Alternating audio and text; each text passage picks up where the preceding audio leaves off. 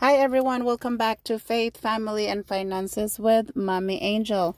Today I would like to share my POV on family and finances. Who manages your money? Is it the husband or the wife?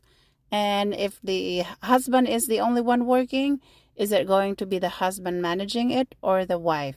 Or if both are working, who manages the money? Is it going to be all in one bank account and just all expenses come out from that account? And let's talk about what we use as a family, because in our situation, my husband and I both are working. So before we got married, we already agreed that I am not going to be a stay-at-home wife, since I have been working since I was out of college. I could not be just staying at home and be a full-time housewife. So we decided that we are going to be both working, and with that, we have to be both contributors of the family finances. And in the beginning, we put most of our money in the family joint account, and we take everything from there. And as we, move on with life, have more expenses, acquire things, we decided that it would be better if we have one joint account and we also have our own personal account that we can use as spending money and not asking permission from the other. Or you can still ask permission, but at least you have your own money. So we put some money on a joint account and we use that account for family's expenses, pay the mortgage, pay the bills, pay the big ones, the grocery and everything else from that account. And since we still have leftover from our salary, we use that for our own expenses. Like for me, I needed some skincare or shampoo or whatever it is that I just want to buy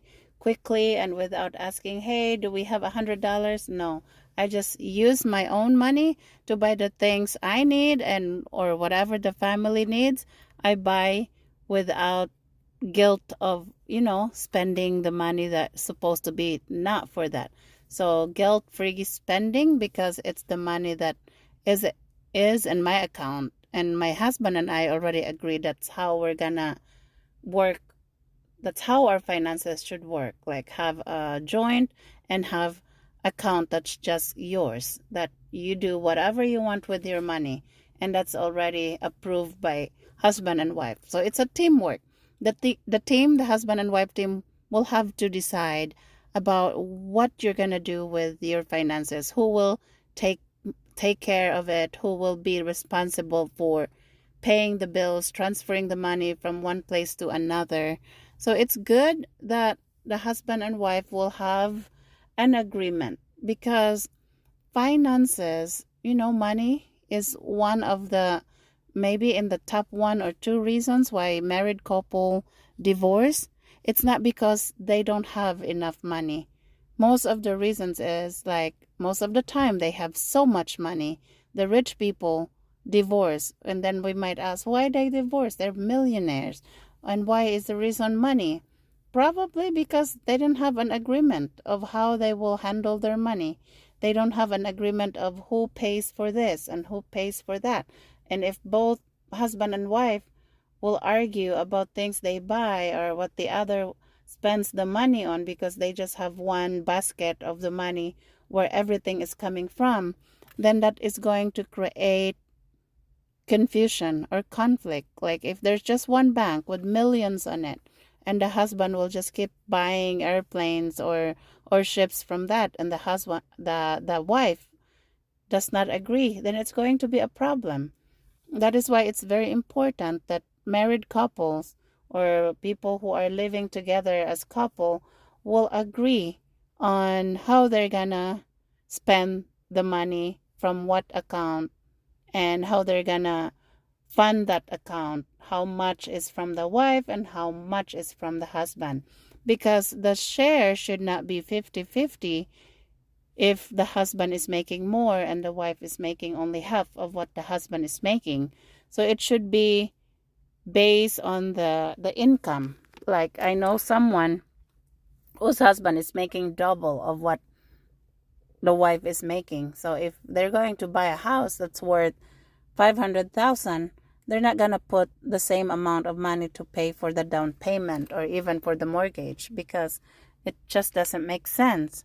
It has to be fair according to your income. That's just my POV. And you know what? My husband agrees with it too. That we're sharing, but it's not 50-50. And we're managing our joint finances together, but we have our personal account that we manage on our own. And why is that working for us? So we've been married over 10 years, and this arrangement is working for us because I can just do whatever I want with my money that is the leftover of after I share a big chunk of my paycheck to the family's expenses. I still have some that is left that I can do whatever I want. And do I just waste the money because I can do whatever I want with it? No, I don't. I actually, like, most of it, I spend it back to the family. Like, I can just buy whatever food I want to try for us, or whatever things that I want the house to have, like big shelves or picture frames, whatever. It's for the family too. And excuse me. And another thing is that money that I have for personal use, I use that to invest because I'm big into investing. Ownership is the way to go. So for my fellow moms or housewives listening out there, if you are working and you have some money that you can control, or you can do whatever you want, that's agreed between you and your husband, why not buy some shares of companies that you trust, right? It's ownership. Hold it for 20, 30 years, and eventually it will grow. There are many companies that are called value companies, value stocks, that they eventually would grow over time. And again, I am an investor. I am not a financial advisor. So what you need to do is do your own research. Read up, borrow books, buy books, go to the library, research online, and find out how you can start buying companies that are of value. And follow the big investors that are already, like, making it in the stock market, like the greatest investor of all time, Warren Buffett. Yeah, I read up on his comments, his newsletters to his investors, and what makes him successful. So he buys for the long term. If he buys a stock, he wants to own the company because he sees value. He uses the products as well. So that's my other thing with the finances. So not just the spending or whoever is putting money for the family.